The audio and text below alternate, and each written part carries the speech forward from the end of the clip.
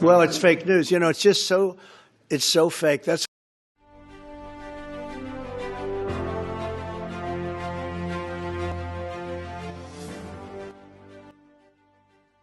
Hi, tonight we start by talking about fake news, as you might have guessed by watching the previous video. But what is a fake news? Well, the definition given by Cambridge Dictionary is false stories that appear to be news, spread on the internet or using other media, usually created to influence political views. Why are they created? While they always represent a menace to our society, we can distinguish two different types of fake news: misinformation and disinformation. Misinformation is misleading, inaccurate, or completely false information that is disseminated without the explicit intention of deceiving. However, it is intended to be perceived as a serious and factual information. We can say that they are fake news created and spread by an inaccurate control of sources.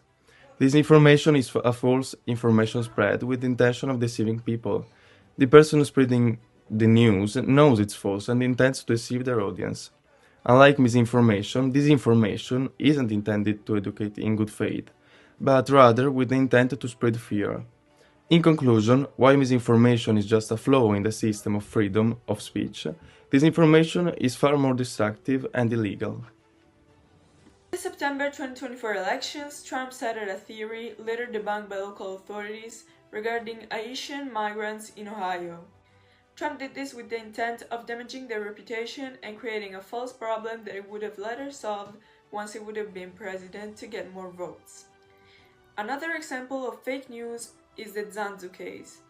The Zanzu case in 2016 was a misinformation scandal, where a German government web portal for sexual health was falsely portrayed by some media outlets as a sexual manual for migrants, when in reality it was simply a standard educational resource designed for multicultural society.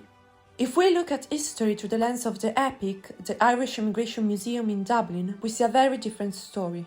The museum shows us that these fake news stories and negative labels are new.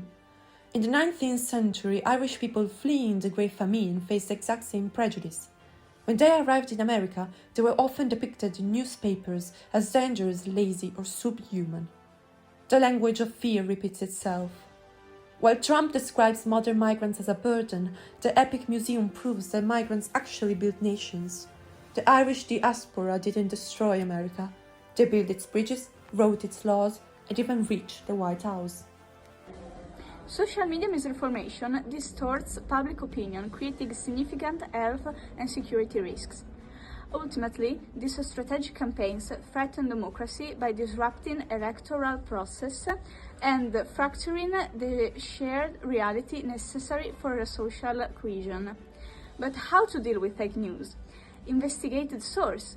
Look for the same story from multiple trusted outlets to see if it's being reported elsewhere the same way. And find the original source photo or quote to ensure it hasn't been taken from out of context.